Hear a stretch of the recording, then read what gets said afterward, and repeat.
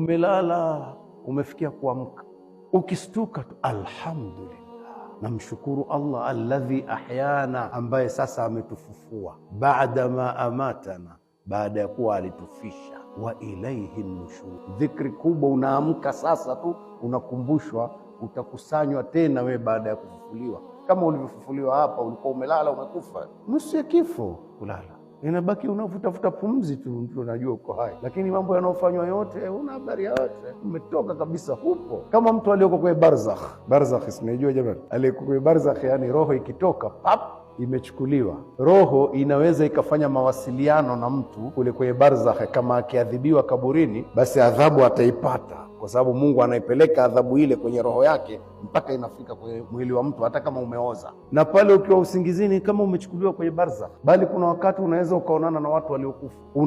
Yani roho yako inaweza ikaadhibiwa kwenye usingizi, mwili ukapata adhabu, na roho yako inaweza ikastareheshwa, mwili ukaona starehe. Mtu anaona niko safari nzuri sana, kumbe kiroho tu amepelekwa, mwili unahisi hivi.